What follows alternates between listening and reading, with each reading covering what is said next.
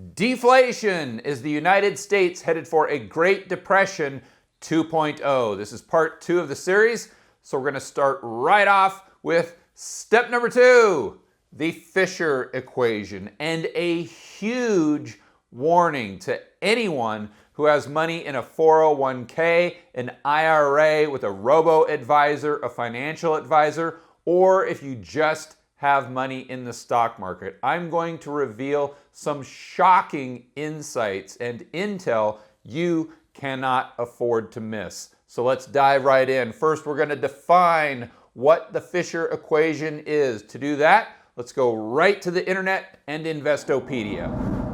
The Fisher effect is an economic theory created by economist Irving Fisher that describes the relationship between inflation and both real and nominal interest rates.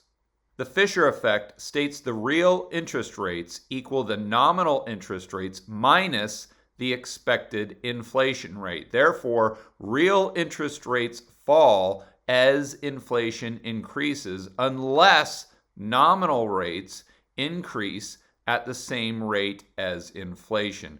Pretty straightforward stuff, but it's imperative you understand this thoroughly to connect the dots in the rest of step number 2. So to make sure we're all on the same page, let's check out this really quick, comprehensive video. The Fisher effect states that the real interest rate equals the nominal interest rate minus the expected inflation rate. Therefore, real interest rates fall as inflation increases, unless nominal rates increase at the same rate as inflation. It's important that the real interest rate be positive so that a lender or investor knows he's beating inflation. If the real interest rate is less than 0, then the rate being charged on a loan or paid on a savings account is not beating inflation. The lender or saver would be losing money from a purchasing power perspective. For instance, Fred has $1,000 and wants to buy a refrigerator that costs that exact amount, but he doesn't need the refrigerator until next year. So Fred places the $1,000 in his bank in a 1-year certificate of deposit paying 5% interest. This 5% is the nominal rate. If inflation is 6%, then using Fisher's formula, the real rate of interest on the CD is negative 1%. At the end of the CD's term, Fred receives $1,000 plus $50 interest, but because of the 6% inflation, the price of the refrigerator is now $1,060. Fred's $1,050 is now not enough to buy the refrigerator. From a purchasing power perspective, Fred actually lost money over the 1-year term. So real rates plus inflation equals nominal interest rates. Another way to look at it that's a little easier, and this is probably how you guys at home view it, nominal interest rates minus the inflation rate equal real interest rates. But I'd like to add another metric into the formula because this isn't necessarily the way that the private sector lends money. They add something called a risk premium, which makes sense. So if a bank's giving a loan for a car or a house or a business, they're going to take into consideration the risk of not only the individual borrower, but the asset they're lending against, but also the economic environment. So the real rates plus the inflation rate plus a risk premium equals nominal interest rates in the real economy. What we see often is when inflation goes down, especially if we get into deflation, the risk premium goes up. This makes a lot of sense. As an example, we have the average Joe right here, and he hates Hertz car rental.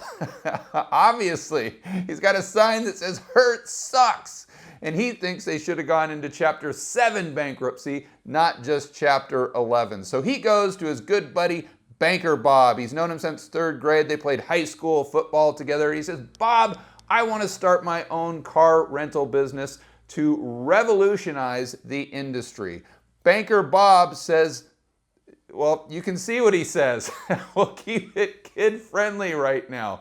Because Bob looks around at the economic environment, he sees deflation, asset prices going down, businesses going bust, and every time he turns on the TV, it's bad economic news. So he says, "Joe, I love you like a brother, buddy, but I can't do the loan right now unless I charge you a huge interest rate to compensate for my additional risk because the economy is so bad right now. That is the risk premium and why it typically goes up if we go into deflation.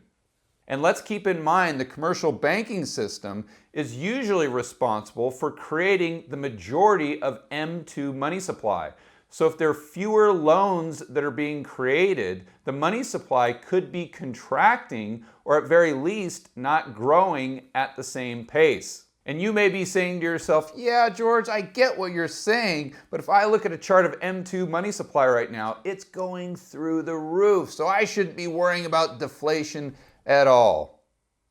And I understand your argument, but what I would encourage you to do is wait for step number 3. We're going to give you a lot of information that'll really make you think. We need to get to this doom vortex. They're definitely related. And to bridge this gap, let's go right back to a clip from Dr. Lacey Hunt. If the Fed holds the overnight rate and the inflation rate goes negative, at that point in time, the real Treasury rates will start rising. You see, because we'll be stuck there. We'll be hunkered down close to. So if we still go to 2% negative, or the real Treasury rate will start rising. Now, remember that the Fisher equation has a counterpart for the corporate yields and the private yields. And that is the private yields are equal to the real yield plus inflationary expectation plus the risk premium. All right, if we go into deflation, the risk premium is going up. That's what's happened in Japan. That's what happened during the Great Depression. So at the point in time you go into negative inflation rate, the real Treasury rates rise and the private borrowing rates will rise even more because in a deflationary environment, pricing power will evaporate and the risk premium will rise. Well, if you're working with a general equilibrium model, you're not going to achieve your equilibrium. You'll remain in a perpetual downward spiral. So we've all seen Jerome Powell come out on television and say, I am not going to take rates negative. That's for the BOJ or the ECB, but right here in the good old United States, we're going to have positive interest rates. At the very least, we'll keep them pegged right at 0. But Dr. Lacey Hunt points out the dilemma. It goes right back to the Fisher equation. If you peg this number, nominal interest rates, and real rates plus inflation equal this number, if inflation goes down, real rates have to go up. As an example, if this is 0 and inflation or deflation goes to -3, the real rate of interest has to be a +3. And then we add on the risk premium we discussed earlier. And if we have a negative inflation rate of 3, we have to have a positive real rate of 3, but then a risk premium of 5. That would make interest rates in the real economy at 5% when we have a 3% deflation rate because the Fed is pegging the nominal rate at 0. And this takes us straight into a doom vortex. And if you're asking yourself if it's stiff drink time right now, it's actually not. You didn't see that one coming, did you? We're going to get to stiff drink time in just a moment after we go over this doom vortex. So the inflation rate goes down into deflation. This makes the risk premium go up. Real rates go up. This creates less lending in the real economy and lower M2 money supply. But let's not forget that M2 money supply plus velocity, how fast the money circulates in the economy, equals nominal GDP. This takes us right back to step number 1, where the Keynesians believe the only way out of this problem, or the best solution, is to grow our way out. Well, how are we going to grow our way out of a debt problem if we have an equation where velocity is decreasing, M2 money supply is potentially decreasing or not growing at the same rate that velocity is decreasing? That means negative nominal GDP. It exacerbates the debt problem we already have. And this makes inflation go down even further, which takes us right back in to the doom vortex. and this feedback loop that goes lower and lower and lower. And I'm sure a lot of you are saying to yourself right now, well, George, in that case, Jerome Powell is just going to have to take interest rates negative. There's no other way around it. But there's still a huge, huge problem. This takes us right in to what you should be worried about if you have a 401k, IRA, financial advisor, robo-advisor, or any type of money in stocks or bonds. So to dive into this even further, let's go back to the same podcast, The End Game, but this time episode 3 with Mike Green. Well, if the Fed cuts interest rates, anytime asset prices, risk assets take a tumble, what they're actually doing is they're creating conditions for bonds to have a negative correlation with risk assets, right? And modern portfolio theory tells me that if I have an asset that has a negative correlation with risk assets, it has to, by definition, yield less than the risk-free rate, right? Otherwise, the solution set to modern portfolio theory moves from a backpack problem, 60-40 portfolios, to the optimal portfolio becomes a levered portfolio. And a levered portfolio, by definition, expands the demand for financial assets greater than the current level, right? You hear people talk about risk parity as offering protection. What they're really saying is that the 10-year bond has put-like characteristics to it, right? And I'm being paid to own that put because it has a positive yield, right? If I hold it to maturity, I can't lose money, right? Well, if that exists, then the optimal portfolio becomes a levered portfolio.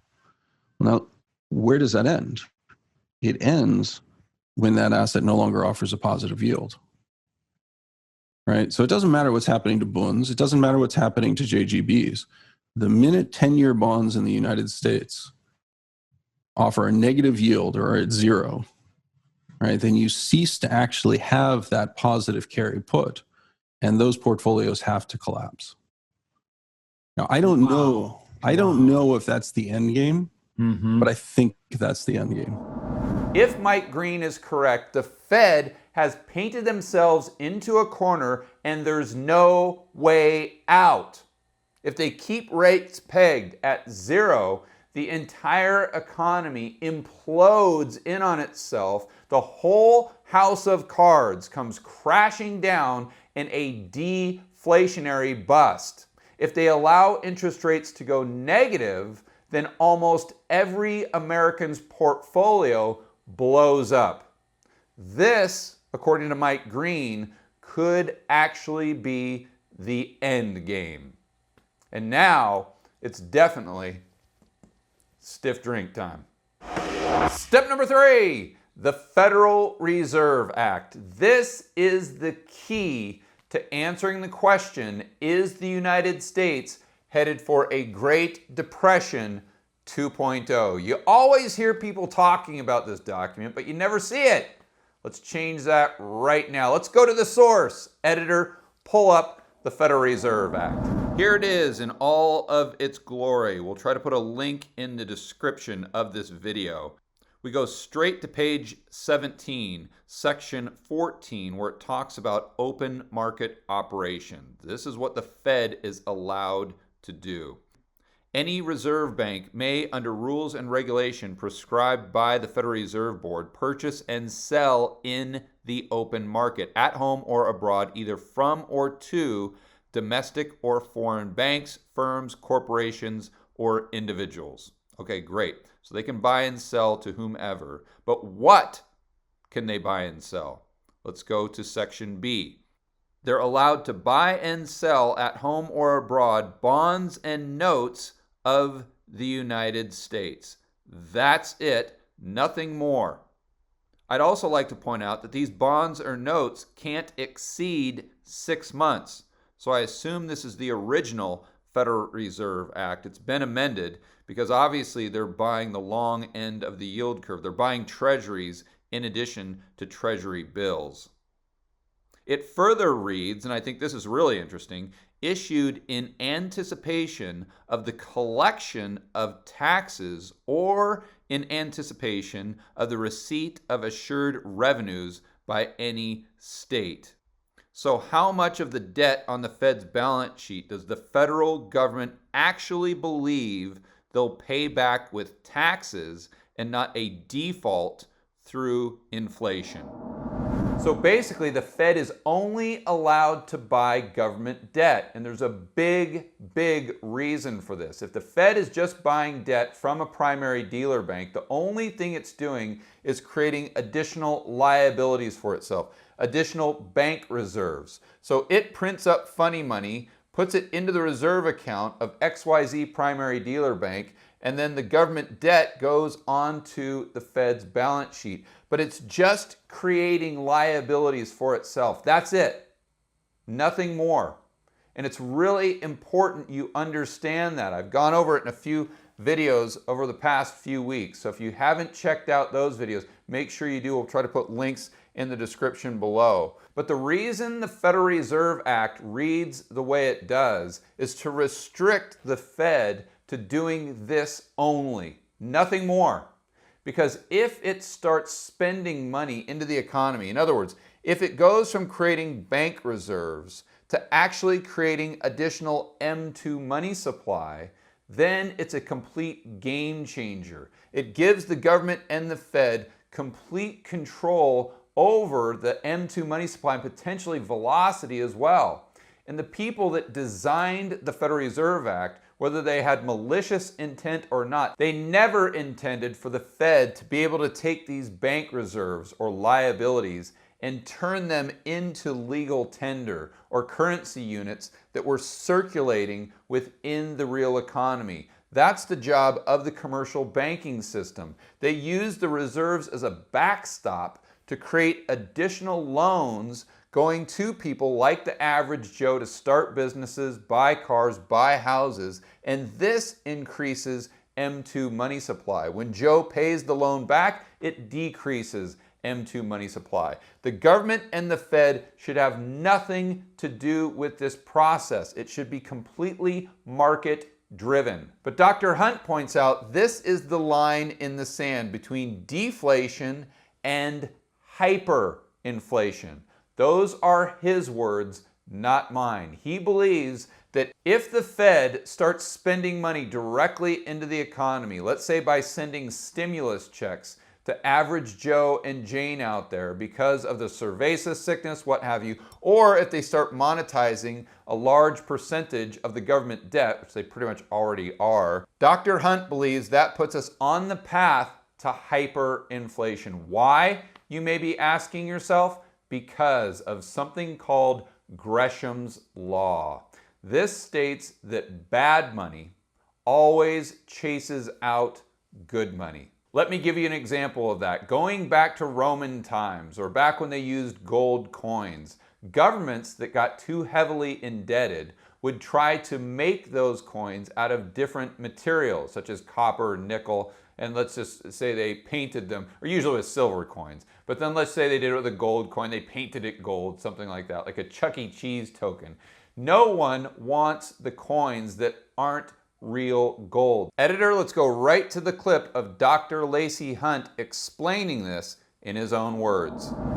There are folks who would like to make the Fed's liabilities legal tender.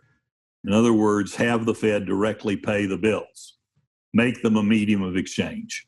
If you move to the point where you use the Federal Reserve's liabilities for spending either to absorb losses for others or to purchase goods or services, the ultimate outcome would be inflation. I don't think we're on that path yet, but we might be. There is that risk. And if that happens either by rewriting the Federal Reserve Act or by saying they need to do it for exigent circumstances, then the whole picture would change. Yeah. And in very short order, you would again get very rapid inflation. Gresham's Law would take effect. Bad money would chase out the good. Yeah. Money, for money to have value, money must have value. If it does not have value, then you get very rapid inflation.